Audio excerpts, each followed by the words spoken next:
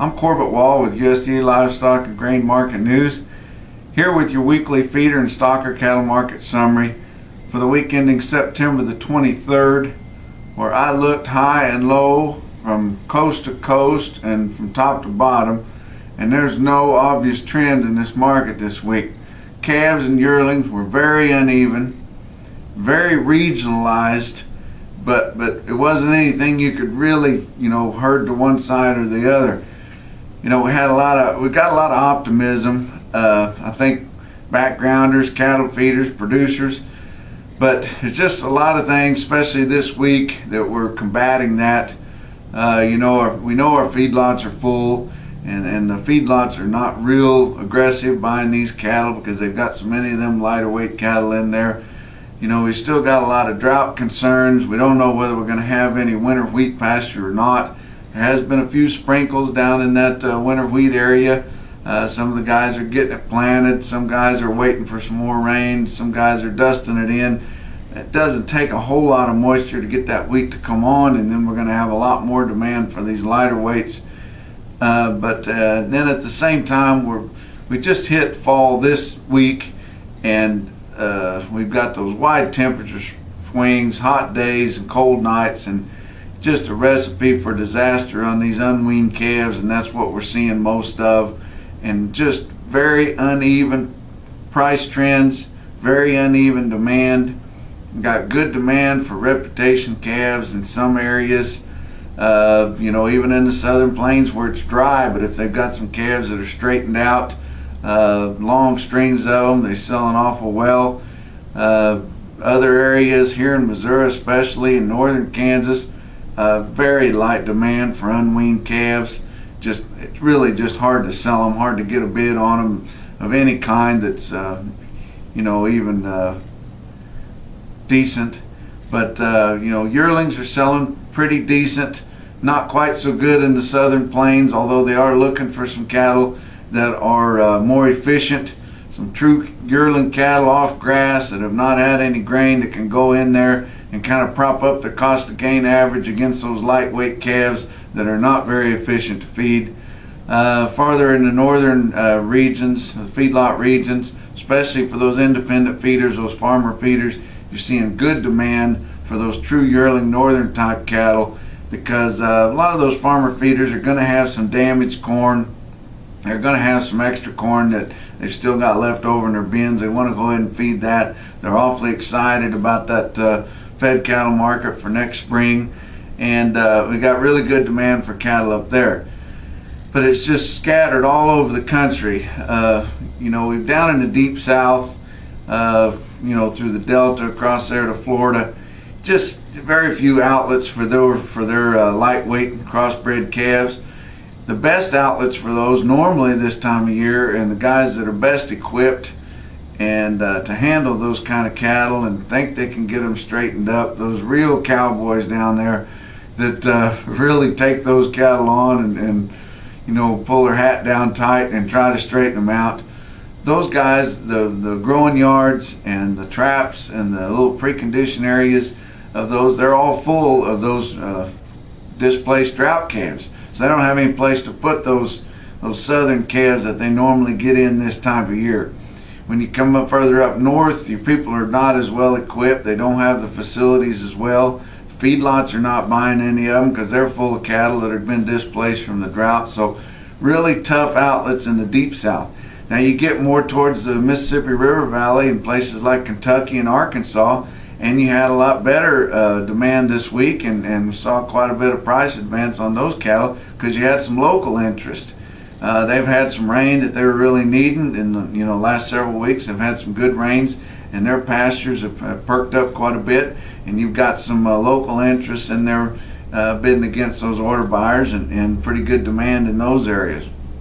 Now when you get to the southern edge of the Corn Belt, like where we're located here in northern Missouri, southern Iowa, you get across into northern Kansas, where they're just really getting into full swing of Corn Belt kind of harvest. Very light demand, pretty much on all classes. Everybody's in the field right now, and sure not wanting any of those unweaned calves because they don't have time to spend wasting on those, because they've got to to get their crop out while the weather's still nice right here. And they just soon wait till a good hard freeze before they buy any of those new purchases anyway. But your northern areas are seeing good prices. Those farmer feeders are really digging in and looking for cattle. Bassett, Nebraska this week had a good sale there. First good sale they've had in a while, as we're just now getting in the fall run here after we've had some late summer breaks there. But they had 1,000 head of 9-weight steers, top quality 9-weights, average 936 pounds at $130.71. Awful good price there. You're not seeing that for cattle weighing, in the sevens a lot of places, but up there where you're getting into that independent feeder area, you are seeing quite a bit. But just so many people having trouble with these unweaned calves, and it's getting so severe, especially here in the Midwest, the High Plains area up into the Midwest, that those hot days and cold nights, your cattle that people thought they had straightened out, that they've had turned out for a month, that they've had eaten good for a month or more, they're starting to break on them.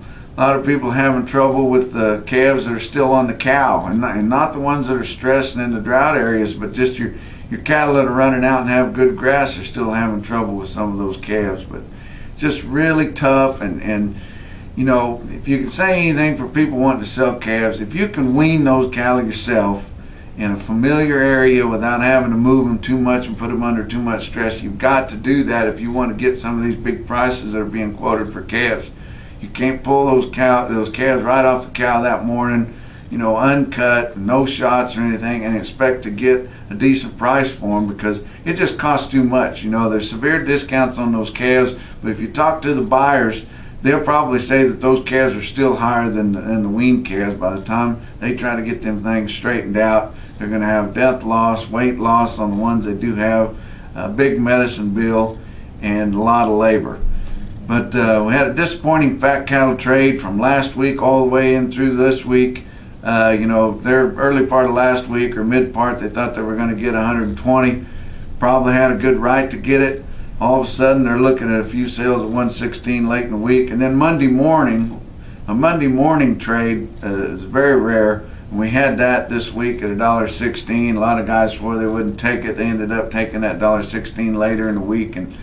And just a real disappointing couple of weeks of fat cattle trade right there. Thursday, we had the huge sell-off of all commodities, due to global concerns there. And just anything that was a commodity market was down hard, and that pressured things. But coming in on Friday, we had some good news for the cattle person there. Cattle on feed report come out. Most people expecting it to be very bearish, and it come out on the bullish side to cattlemen on all three categories. But your on feed September 1st inventories come out at 105.3% of a year ago. The average guess was just under 108, so that was kind and friendly to the cattlemen. Your placements of cattle during August, that was the big number that everybody's been looking at really over the last several months here. But most of the guess for placements of new cattle into the feedlots was from 107 to 108%, and it come out at 99.2. So the average analyst guess was off over 8% there, which is huge. That's going to be a big shot in the arm to this feeder cattle market and your down the road fed cattle market. But your marketings during August were 106.5, which was better than what they had expected, was less than 106, 105.7 on the average. So a real bullish cattle on feed report, which was not really expected. Regional weighted averages this week in the north central states, 800 to 900 pound steer this week cost you 130.49 compared to 129.72 last week and 108.85 a year ago this week. Down in the south central states, 600 to 700 pound steer this week, 134.86 compared to 136.58 last week and 110.83 a year ago. And down in the southeast, all the way up to the river there, 500 to 600 pound steer this week, 124.20 compared to 122.11 last week and 103.59 a year ago. That wraps up your summary for this week. Check out our website at marketnews.usda.gov. From Regional Market News Office in St. Joe, Missouri. We'll talk to you next week.